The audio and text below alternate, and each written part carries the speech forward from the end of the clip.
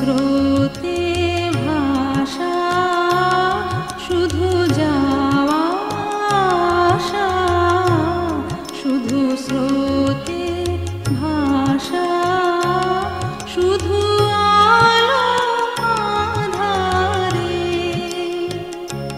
শুধু আলো আঁধারে, কাঁদা হাসা, শুধু যাওয়া আসা, শুধু স্রোতে ভাষা, শুধু যাওয়া।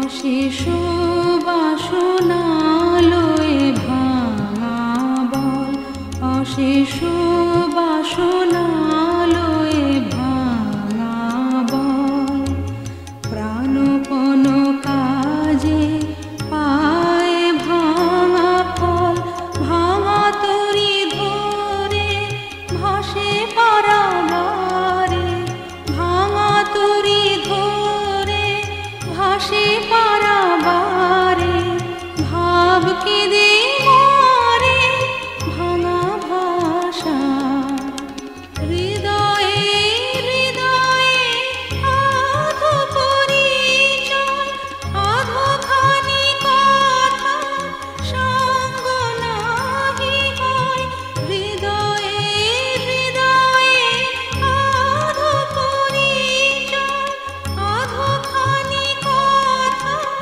সঙ্গ নাহি হয়, লাজে ভয়ে ত্রাসে আধো বিশ্বাসে, লাজে ভয়ে ত্রাসে আধো বিশ্বাসে, শুধু আধোখানি ভালোবাসা, শুধু যাওয়া আসা, শুধু স্রোতে ভাষা, শুধু যাওয়া।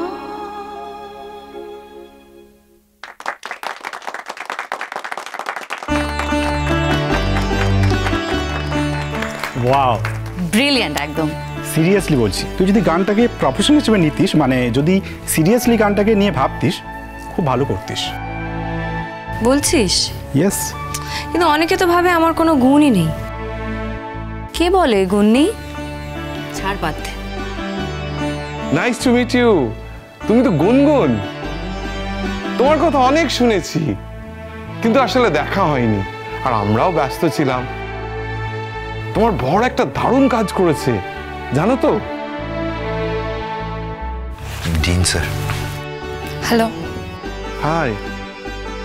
এই তো আলাপ হয়ে গেল, আমি তো যেচেই আলাপ করে নিলাম। আমার নাম ডক্টর সুজয় ঘোষ।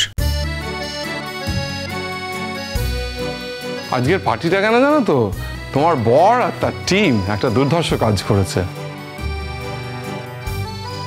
ওদের একটা প্রজেক্টের জন্য আমরা বেশ কিছু টাকা গ্র্যান্ট পাচ্ছি ইনস্টিটিউটে, আর সেই উপলক্ষেই আজ আমাদের খাওয়ানো দাওয়ানো।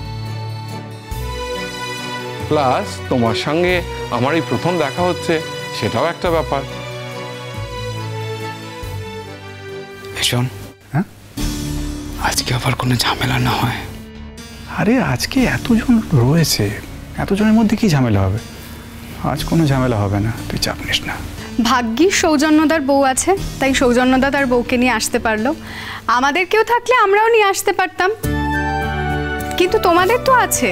তা তোমাদের সস্ত্রীক ইনভিটেশন দেননি ডিন স্যার?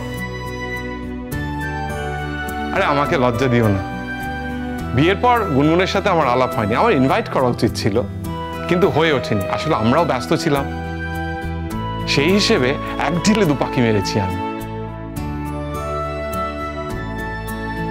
আজকে সবার মধ্যে ওরা এসছে, ওদের ভালো লাগবে।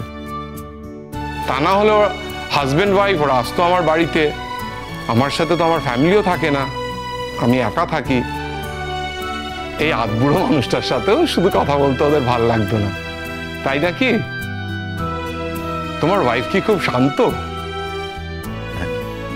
শান্ত? জিজ্ঞেস করুন।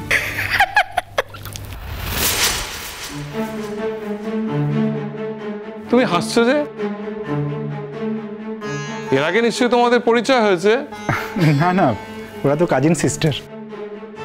তাই নাকি? এত বড় কথাটা তুমি আমাকে বলনি। না স্যার, আসলে আমি এই কথাটা না অ্যাডমিট করি না। আর আমি হাসলাম অন্য একটা কারণে। আসলে আমাদের ইনস্টিটিউটে এত ইভেন্ট হয়েছে, ওরা সবাই সাক্ষী আছে। কি রে তোরা বল। এটা নিয়ে রিয়াক্ট করো না, ও যা বলছে বলুক, তুমি চুপ করে থাকো। কি করেছে? কি ইভেন্ট? ও যে শান্ত নয় তার কি প্রমাণ দিয়েছে? স্যার আমি একা কেন কথাটা বলবো? ওরা সবাই সাক্ষী তো, ওরা বলুক। কি রে বল তোরা। আচ্ছা, এসব কথা এখন বললে লাভ আছে? না না, এসব পার্সোনাল অ্যাটাক করে কি লাভ তুই বল? আর ও যখন পার্সোনালি আমাকে অ্যাটাক করে তখন সেটা তোদের খারাপ লাগে না? না প্লিজ এখন এসব বাদ দে। হ্যাঁ, এসব নিয়ে পরে হবে। আচ্ছা মানে সৌজন্যদা এসছে তো, কি সৌজন্যদা একটা গান গাইবে তো?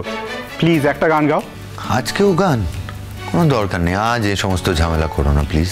আরে সৌজন্য, তুমি তো ভালো গান গাও, গান গাইবে না মানে? আমরা অনন্যার গান শুনেছি, এবার তোমার গান শুনবো, আর তারপর তোমার ওয়াইফের গান।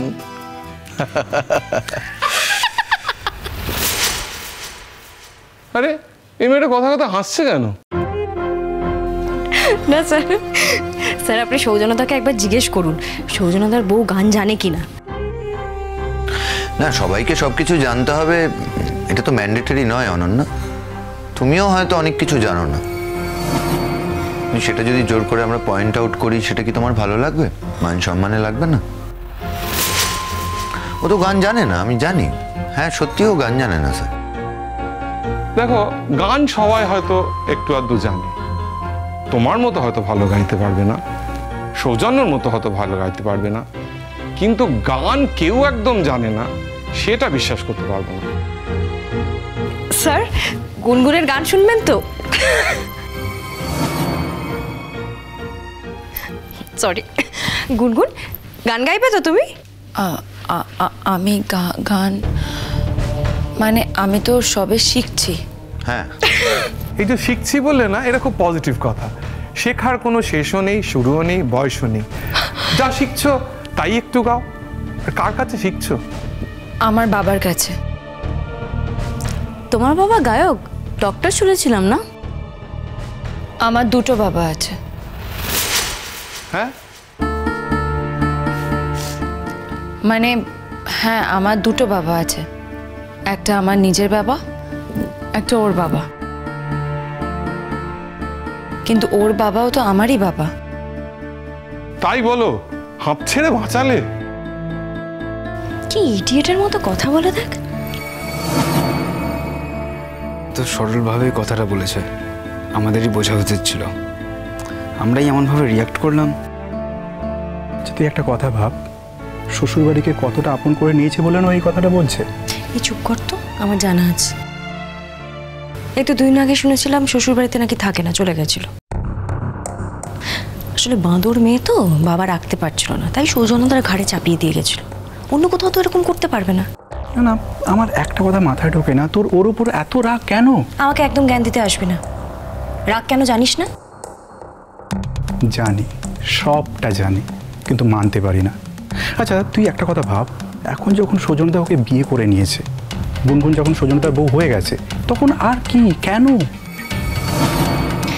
শুধু বউ হয়ে থাকলে তো আমার কোনো আপত্তি ছিল না।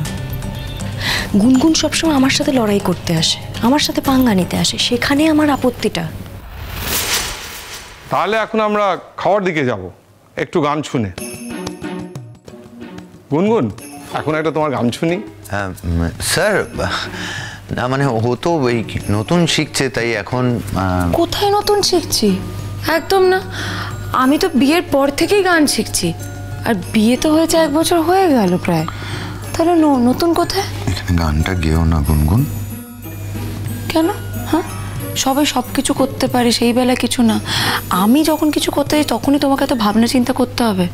আর শোনো, বাবা যদি জানতে পারে না আমাকে কেউ গান গাইতে বলেছে, আমি না গান গেয়ে সেখান থেকে চলে এসেছি, বাবা খুব দুঃখ পাবে।